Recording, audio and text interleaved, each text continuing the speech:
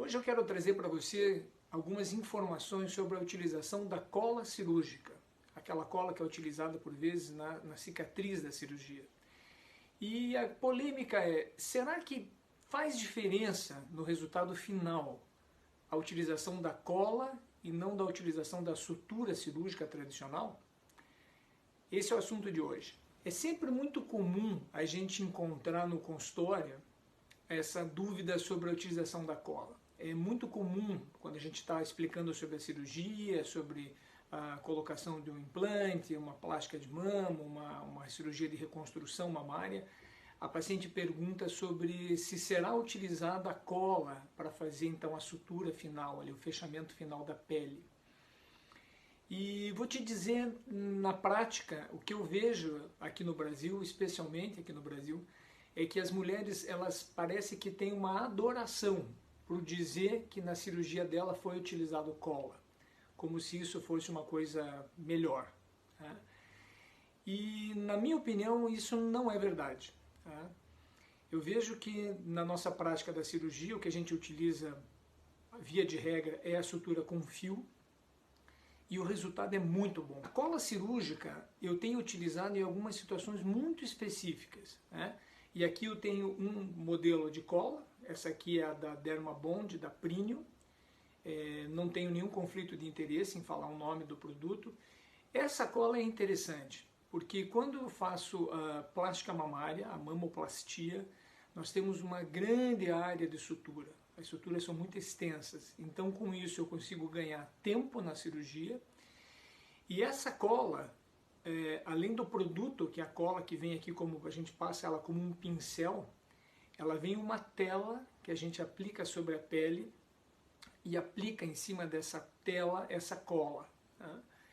E isso é muito interessante porque depois que isso está seco, isso leva alguns segundos para ficar seco, ele já faz a cobertura da pele, ele já faz a cobertura da cicatriz, onde então o paciente com 24 horas já pode tomar o banho normalmente, molhar, né? A gente não recomenda só banho de imersão, não ficar então imersa como numa banheira, por exemplo, isso não é recomendável, mas é muito fácil de utilizar porque a paciente pode tomar o banho, né? Então ela, uma vez que ela chegando em casa no dia seguinte, retira o modelador cirúrgico, o sutiã, e já está liberado para o banho. A sutura da pele, então essa utilização de fios, né?